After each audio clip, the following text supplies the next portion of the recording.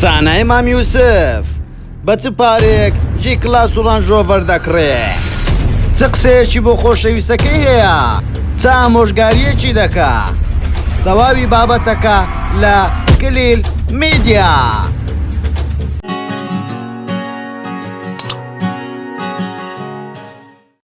سانای مام یوسف کوردە، خەڵکی کوردستانە، وە سلێمانیشە و ئێستا لە سلێمانی نیشتەجێیە. تەمەنیشی 25 ساڵە، وەکو خانمێکی بلۆگەر خۆی ناساندووە. زۆربەی خەڵک وا دەزانێت سانای مام یوسف مۆدێلە، بەڵام بەزاری خۆی دەڵێ من بلۆگەرم، بەڵام ئەو هەڵسوکەوتەی ئەو دەکاتن، ئەو ڤیدۆ کلیپانە وێنانەی ئەو بڵاو دەکاتەوە لە سۆشیال میدیا تەنها بۆ مۆدێل دەچێ. بەڵام چەند زواتە ناو سۆشیال میدیا و چەند زوو دەوڵەمەند بوو، بگرە جێ کلاس و ڕەنجۆڤەریش داژووە. دوێنێ شەو وەڵامی گشت ڕەخنەکانی دایەوە کە چەند ساڵە لێی دەگیرێ، بەخۆی بە کۆمەڵە بەڵگەنامەیەک و مستەمسەکاتێک دەرکەوت. لە لاپەڕەی فەرمی خۆی لە سناپچات کۆمەڵێ بەڵگەنامەی هێناوە کە کۆمەڵە بڕەپارەیەکی لەسەر نووسراوە. ئێمەش وەکو چەناڵی کلیل میدیا هەسەنگاندنمان بۆ کرد، ئۆدێ ئەو بڵاوی دەکاتەوە نزیکەی 50,000 دۆلار دەبێ کە دەکاتە 5 دەفتەر.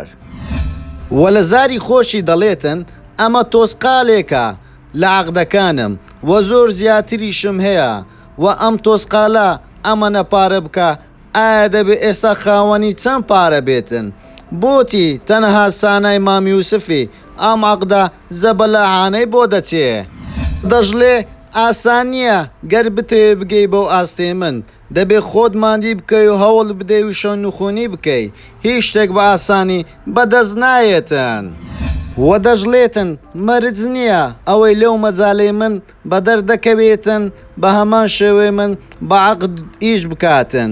خوا دەزانێت چۆن ئیش دەکەن ئەوانی تر، بەڵام من هەموو شتەکان ڕوون دەکەمەوە بۆ بینەرانم. من عەقدم هەیە لەگەڵ زۆربەی شەریکەکان. وە دەژڵێ من هیوادارم مقارنە نەکەن بە کەسی تر کە چۆن و بەچی پارە کۆ دەکاتەوە. و ئەو پارەی من کۆم کردوتەوە وە چەند ساڵێکە هەموو بەڵگەم هەیە وە زۆر هیلاکم تا گەیشتیمە بەو ئاسەی ئێستا. و ئامۆژگاریشی بۆ خەڵک ئەوەیە پێتان دەڵێ هەوڵدەن ڕێگای ڕاست هەڵبژێرن تاکو بگەیت بە هەموو خەونەکان و ئاواتەکانت. چونکە من لە خاڵێکی زۆر بچووکەوە دەستم پێ کرد، ئەوەی بڕوام نەدەکرد پێی بگەم وە پێشی گەیشتم.